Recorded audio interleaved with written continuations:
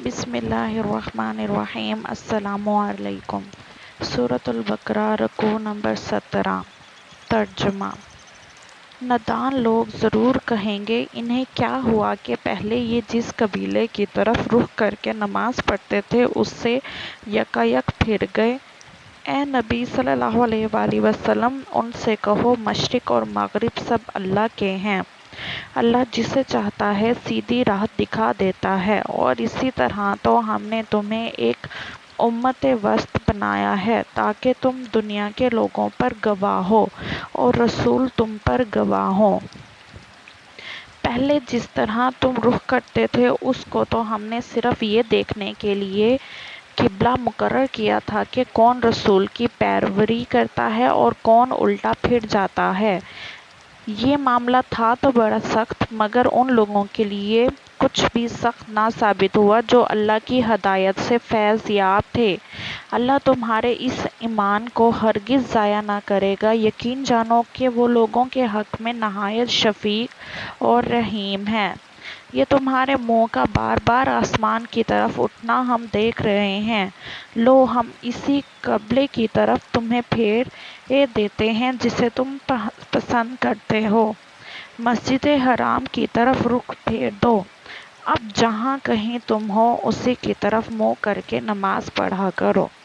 یہ لوگ جنہیں کتاب دی گئی تھی خوب جانتے ہیں کہ تحویل قبلہ کا یہ حکم ان کے رب ہی کی طرف سے ہے اور برحق ہے، مگر اس کے باوجود جو کچھ یہ کر رہے ہیں اللہ اس سے غافل نہیں ہے۔ تم ان اہل کتاب کے پاس خواہ کوئی نشانی لے آؤ، ممکن نہیں کہ یہ تمہارے قبلے کی طرف پیروی کرنے لگیں، اور نہ تمہارے لیے یہ ممکن ہے کہ ان کے قبلے کی پیروی کرو۔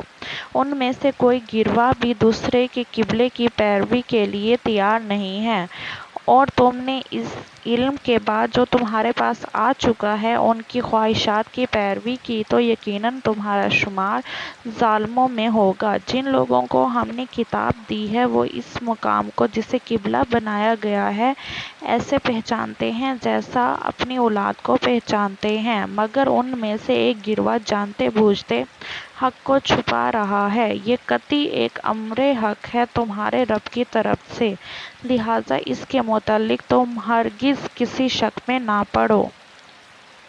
تفسیر۔ نبی صلی اللہ علیہ وآلہ وسلم ہجرت کے بعد مدینہ طیبہ میں 16 یا 17 مہینے تک بیت المقدس کی طرف رخ کر کے نماز پڑھتے رہے۔ پھر کعبے کی طرف منہ کر کے نماز پڑھنے کا حکم آیا، جس کی تفصیل آگے آتی ہے۔ یہ ان نادانوں کے اعتراض کا پہلا جواب ہے۔ ان کے دماغ تنگ تھے، نظر محدود تھی، سمت اور مقام کے بندے بنے ہوئے تھے۔ ان کا گمان یہ تھا کہ خدا کسی خاص سمت میں مقید ہے، اس لیے سب سے پہلے ان کے جاہلانہ اعتراض کی تردید میں یہی فرمایا گیا کہ مشرق اور مغرب سب اللہ کے ہیں۔ کسی سمت کو قبلہ بنانے کے معنی یہ نہیں ہے کہ اللہ اسی طرف ہے۔ جن لوگوں کو اللہ نے ہدایت بخشی ہے وہ اس قسم کی تنگ نظریوں سے باطر ہوتے ہیں، اور ان کے لیے عالمگیر حقیقتوں کے ادراک کی راہ کھل جاتی ہے۔ یہ امت محمد صلی اللہ علیہ وآلہ وسلم کی امامت کا اعلان ہے۔ اسی طرح کا اشارہ دونوں طرف ہے، اللہ کی اس رہنمائی کی طرف بھی جس سے محمد صلی اللہ علیہ وآلہ وسلم کی پیروی قبول کرنے والوں کو سیدھی راہ معلوم ہوئی، اور وہ ترقی کرتے کرتے اس مرتبے پر پہنچے کہ امت وسط قرار دیے گئے، اور تحویل قبلہ کی طرف بھی کہ نادان اسے محض ایک سمت سے دوسری سمت کی طرف پھرنا سمجھ رہے ہیں، حالانکہ دراصل بیت المقدس سے کعبے کی طرف سمت قبلہ کا پھرنا یہ معنی رکھتا ہے کہ اللہ نے بنی اسرائیل کو دنیا کی پیشوائی کے منصب سے باضابطہ معزول کیا اور امت محمدیہ صلی اللہ علیہ وآلہ وسلم کو اس پر فائز کر دیا۔ امت وسط کا لفظ اس قدر وسیع معنی اپنے اندر رکھتا ہے کہ کسی دوسرے لفظ سے اس کے ترجمے کا حق ادا نہیں کیا جا سکتا۔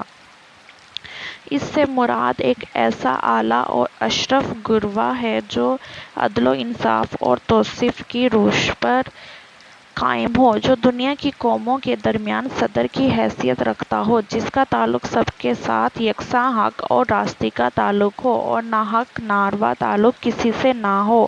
پھر یہ جو فرمایا کہ تمہیں امت وسط اس لیے بنایا گیا کہ تم لوگوں پر گواہ ہو اور رسول تم پر گواہ ہو، تو اس سے مراد یہ ہے کہ آخرت میں جب پوری نوع انسانی کا اکٹھا حساب لیا جائے گا، اس وقت رسول صلی اللہ علیہ وآلہ وسلم ہمارے ذمہ دار نمائندے کی حیثیت سے تم پر گواہی دے گا کہ فکر صحیح اور عمل صالح اور نظام عدل کی جو تعلیم ہم نے اسے دی تھی، وہ اس نے تم کو بے کم و کاست پوری کی پوری پہنچا دی اور عملاً اس کے مطابق کام کر کے دکھا دیا۔ اس کے بعد رسول صلی اللہ علیہ وآلہ وسلم کے قائم ہونے کی حیثیت سے تم کو عام انسانوں پر گواہ کی حیثیت سے اٹھنا ہوگا اور یہ شہادت دینی ہوگی کہ رسول نے جو کچھ تمہیں پہنچایا تھا وہ تم نے انہیں پہنچانے میں، اور جو کچھ رسول نے تمہیں دکھایا تھا وہ تم نے انہیں دکھانے میں اپنی حد تک کوئی کوتاہی نہیں کی۔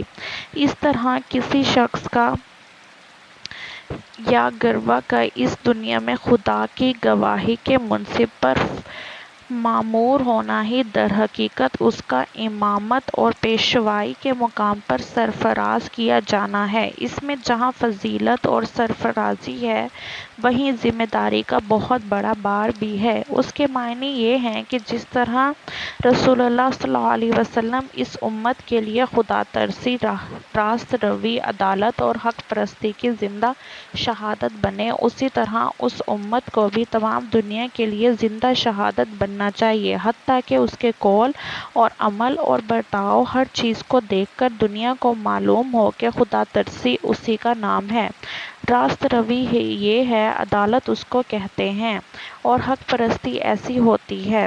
پھر اس کے معنی یہ بھی ہیں کہ جس طرح خدا کی ہدایت ہم تک پہنچانے کے لیے رسول اللہ صلی اللہ علیہ وسلم کی ذمہ داری بڑی سخت تھی، حتیٰ کہ اگر وہ اس میں ذرا سی کوتاہی بھی کرتے تو خدا کے ہاں ماخوذ ہوتے، اسی طرح دنیا کے عام انسانوں تک اس ہدایت کو پہنچانے کی نہایت سخت ذمہ داری ہم پر عائد ہوتی ہے۔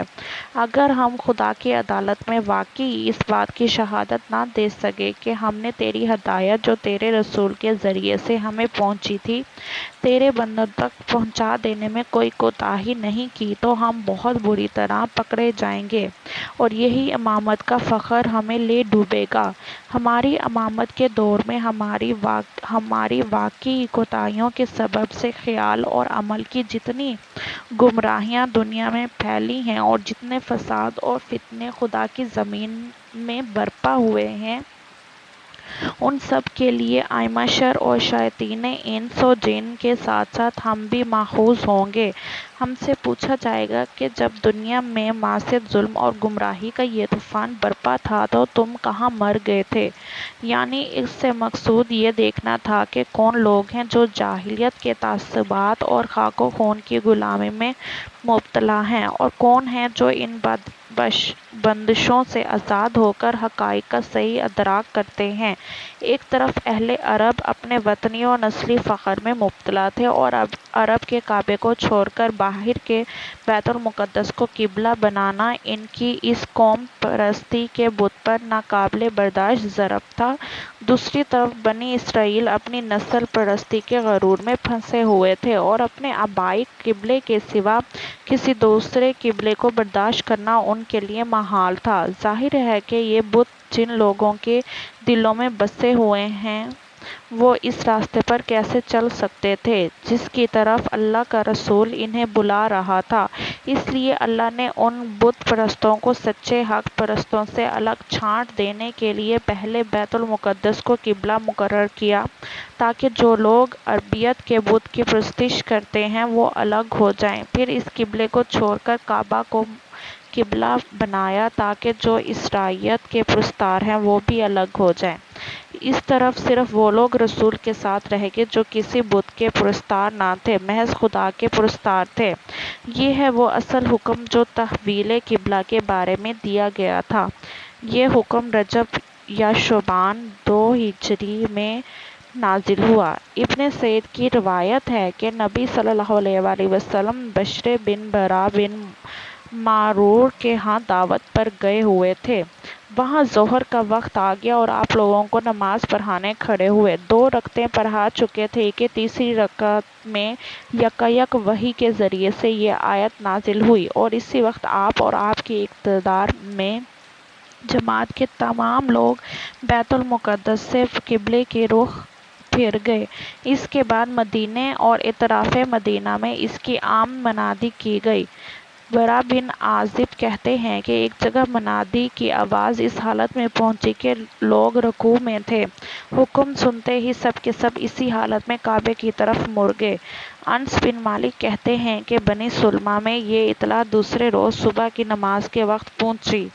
لوگ 1 رکعت پڑھ چکے تھے کہ ان کے کانوں میں آواز پڑی، خبردار رہو، قبلہ بدل کر کعبے کی طرف کر دیا گیا ہے۔ سنتے ہی پوری جماعت نے اپنا رخ بدل دیا۔ خیال رہے کہ بیت المقدس مدینے سے عین شمال میں ہے اور قبلہ بالکل جنوب میں۔ نماز باجماعت پڑھتے ہوئے قبلہ تبدیل کرنے میں لامحالہ امام کو چل کر مقتدیوں کے پیچھے آنا پڑا ہوگا اور مقتدیوں کو صرف رخ ہی بدلنا پڑا ہوگا، کیوں نہ بلکہ کچھ نہ کچھ انہیں بھی چل کر اپنی صفیں درست کرنی پڑی ہوں گی۔ چنانچہ بعض روایات میں یہی تفصیل مذکور بھی ہے، اور یہ جو فرمایا کہ ہم تمہارے منہ کا بار بار آسمان کی طرف اٹھنا دیکھ رہے ہیں، اور یہ کہ ہم اسی قبلے کی طرف تمہیں پھیرے دیتے ہیں جسے تم پسند کرتے ہو، اس سے صاف معلوم ہوتا ہے کہ تحویل قبلہ کا حکم آنے سے پہلے نبی صلی اللہ علیہ وآلہ وسلم اس کے منتظر تھے۔ آپ خود یہ محسوس فرما رہے تھے کہ بنی اسرائیل کی امامت کا دور ختم ہو چکا ہے اور اس کے ساتھ بیت المقدس کی مرکزیت بھی رخصت ہوئی۔ اب اصل مرکز ابراہیمی کی طرف رخ کرنے کا وقت آ گیا ہے۔ مسجد حرام کے معنی ہے حرمت اور عزت والی مسجد۔ اس سے مراد وہ عبادت گاہ ہے جس کے وسط میں خانہ کعبہ واقع ہے۔ کعبے کی طرف رخ کرنے کا مطلب یہ نہیں ہے کہ آدمی خواہ دنیا کے کسی کونے میں ہو، اسے بالکل ناک کی سیدھ میں کعبے کی طرف رخ کرنا چاہیے۔ ظاہر ہے کہ ایسا کرنا ہر وقت ہر شخص کے لیے ہر جگہ مشکل ہے، اس لیے کعبے کی طرف منہ کرنے کا حکم دیا گیا ہے، نہ کہ کعبے کی سیدھ میں۔ قرآن کی روح سے ہم اس بات کے لیے ضرور مکلف ہیں کہ حد الامکان صحیح سمت کعبے کی تحقیق کریں، مگر اس بات پر مکلف نہیں ہیں کہ ضرور بالکل ہی صحیح سمت معلوم کر لیں۔ جس سمت کے متعلق ہمیں امکانی تحقیق سے ظن غالب حاصل ہو جائے کہ یہ سمت کعبہ ہے، ادھر نماز پڑھنا یقیناً صحیح ہے۔ اور اگر کہیں آدمی کے لیے سمت قبلہ کی تحقیق مشکل ہو، یا وہ کسی ایسی حالت میں ہو کہ قبلہ کی طرف اپنی سمت قائم نہ رکھ سکتا ہو، مثلاً ریل یا گاڑی میں، تو جس طرف اسے قبلے کا گمان ہو یا جس طرف رخ کرنا اس کے لیے ممکن ہو، اسی طرف وہ نماز پڑھ سکتا ہے۔ البتہ اگر دوران نماز میں صحیح سمت قبلہ معلوم ہو جائے یا صحیح سمت کی طرف نماز پڑھنا ممکن ہو جائے تو نماز کی حالت ہی میں اس طرف پھر جانا چاہیے۔ مطلب یہ ہے کہ قبلے کے متعلق جو حجت و بحث یہ لوگ کرتے ہیں، اس کا فیصلہ نہ تو اس طرح ہو سکتا ہے کہ دلیل سے انہیں مطمئن کر دیا جائے، کیونکہ یہ تعصب اور ہٹ دھرمی میں مبتلا ہیں اور کسی دلیل سے بھی اس قبلے کو چھوڑ نہیں سکتے جسے یہ اپنے گروہ بندی کے تعصبات کی بنا پر پکڑے ہوئے ہیں، اور نہ اس کا فیصلہ اس طرح ہو سکتا ہے کہ تم ان کے قبلہ کو اختیار کر لو، کیونکہ ان کا کوئی ایک قبلہ نہیں ہے جس پر یہ سارے گروہ متفق ہوں، اور اسے اختیار کر لینے سے قبلے کا جھگڑا چک جائے۔ مختلف گروہوں کے مختلف قبلے ہیں، ایک کا قبلہ اختیار کر کے بس ایک ہی گروہ کو راضی کر سکو گے، دوسروں کا جھگڑا بدستور باقی رہے گا۔ اور سب سے بڑی بات یہ ہے کہ پیغمبر کی حیثیت سے تمہارا یہ کام ہے ہی نہیں کہ تم لوگوں کو راضی کرتے پھرو اور ان سے لین دین کے اصول پر مصلحت کیا کرو۔ تمہارا کام تو یہ ہے کہ جو علم ہم نے تمہیں دیا ہے سب سے بے پرواہ ہو کر صرف اسی پر سختی کے ساتھ قائم ہو جاؤ۔ اس سے ہٹ کر کسی کو راضی کرنے کی فکر کرو گے تو اپنے پیغمبری کے منصب پر ظلم کرو گے اور اس نعمت کی ناشکری کرو گے جو دنیا کا امام بنا کر ہم نے تمہیں بخشی ہے۔ یہ عرب کا محاورہ ہے، جس چیز کو آدمی یقینی طور پر جانتا ہو اور اس کے متعلق کسی قسم کا شک نہ رکھتا ہو، اس سے یوں کہتے ہیں کہ وہ اس چیز کو ایسا پہچانتا ہے جیسے اپنی اولاد کو پہچانتا ہے، یعنی جس طرح اسے اپنے بچوں کو پہچاننے میں کوئی اشتباہ نہیں ہوتا، اسی طرح وہ بلا کسی شک کے یقینی طور پر اس چیز کو بھی جانتا ہے۔ یہودیوں اور عیسائیوں کے علماء حقیقت میں یہ بات اچھی طرح جانتے تھے کہ کعبہ کو حضرت ابراہیم نے تعمیر کیا تھا اور اس کے برعکس بیت المقدس اس کے 1300 برس بعد حضرت سلیمان کے ہاتھوں تعمیر ہوا اور انہی کے زمانے میں قبلہ قرار پایا۔ اس تاریخی واقعے میں ان کے لیے ذرہ برابر کسی شک کی گنجائش نہ تھی۔ یہ رکوع اللہ کے فضل سے ختم ہو گیا ہے۔ اللہ آپ سب کو ہر پریشانی سے نجات دے، ذہنی سکون دے، جسمانی سکون دے، آمین۔ السلام علیکم ورحمۃ اللہ وبرکاتہ۔